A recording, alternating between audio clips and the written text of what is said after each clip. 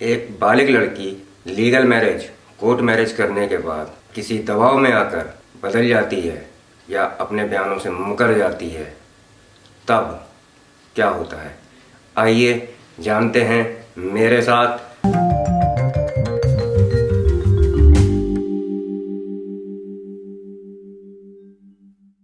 नमस्कार, मैं एडवोकेट समीर व्यास आर्वत legal cell यानी कि एएलसी में आपका हार्दिक स्वागत करता हूं।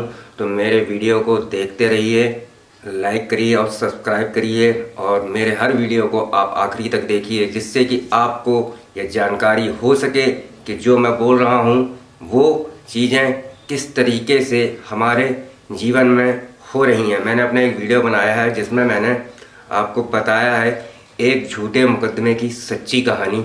तो वो जो कहानी है ऐसी ही केस पे रिलेटेड है जो कि मैं आज आपको बताने जा रहा हूँ।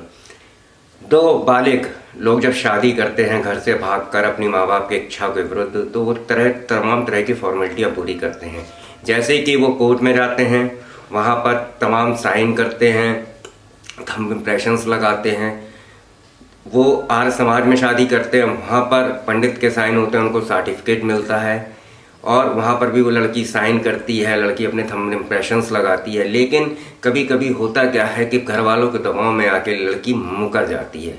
लड़की जब मुकरती है तो होता क्या है कि सारा जो प्रॉब्लम है वो लड़के के लिए क्रिएट हो जाता है और उस पर बलात्कार जैसे झूठे मुकदमे लगा दिए जाते हैं। ये सब मिली भगत से होता है, ये थाने और लड़की के घर वालों की मिली भगत से होता है। तो इसमें जो मैंने कहानी आपको बताई थी, जो आप मेरा उस वीडियो को देखिएगा, उसमें ऐसा ही कुछ हुआ था। लेकिन वो लड़का बरी इसलिए हो गया क्योंकि उसके पास सारे डॉक्यूमेंट थे।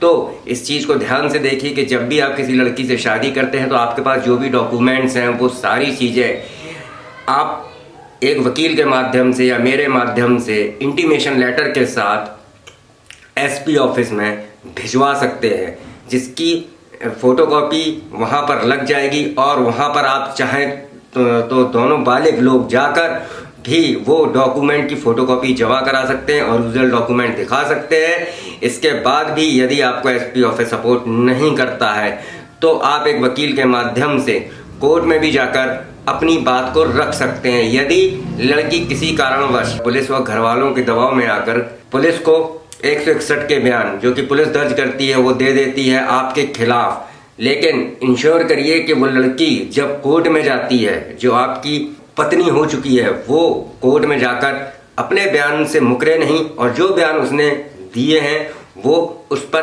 कायम रहे, जिससे कि कोर्ट में जो वो बयान देगी वो मान्य होते हैं और पुलिस को दिए हुए गए बयान कतई मान्य नहीं होते हैं। कोर्ट में जो बयान होते हैं वही माने जाएंगे, जिससे कि आप में आपके साथ आप दोनों के साथ ऐसी कोई समस्या खड़ी नहीं होगी।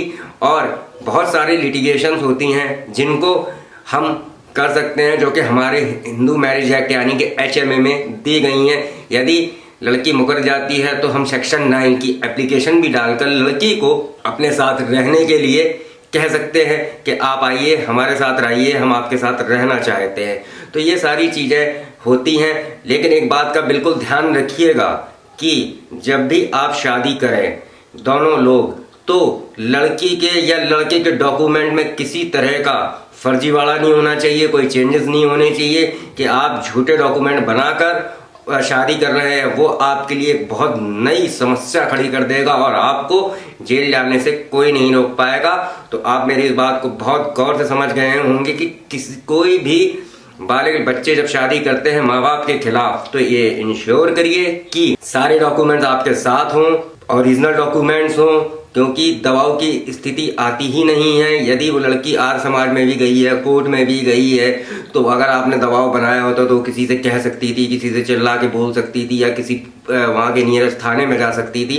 तो ये सारी चीज़ें लड़के के बचाव के लिए होती हैं। तो मैंने आपको अपने वीडियो के माध्यम से बताया है कि शादी करिए, खूब करिए, कहीं कोई दिक्कत नहीं है, लेकिन ना डॉक्यूमेंट्स के साथ छेड़छाड़ करिए, कानून की भाषा में ही शादी करिए, कानून जो कहता है उस हिसाब से ही शादी करिए। और एक चीज़ शादी में बिल्कुल आपको ध्यान रखने योग्य है कि शादी में 3 चीज़ें नहीं होनी चाहिए, चाहे वो बालिग हों, कि एक तो प्रोवेटेड मैरिज नहीं होनी चाहिए, एक सापिंडा मैरिज नहीं होनी चाहिए, तीसरी कि यदि लड़के और लड़का या शादीशुदा हैं तो उनकी डाइवोर्स की डिग्री होनी चाहिए, क्योंकि अगर डाइवोर्स की डिग्री नहीं होगी तो ये शादी अमान्य होगी और आपको ये जेल तक पहुंचा सकती है। तो ये सारी चीजें ध्यान रखिए और खुश रहिए, मस्त रहिए, स्वस्थ रहिए, मेरे साथ जुड़े रहिए। मैं एडवोकेट समीर व्यास आपको नई नई जानकारियां देता रहूंगा, बताता रहूंगा कि किस तरीके से भारतीय कानून के बारे में जानेंगे मेरे साथ। नमस्कार, जय श्री राम, वंदे मातरम, भारत माता की जय, जय महाकाल।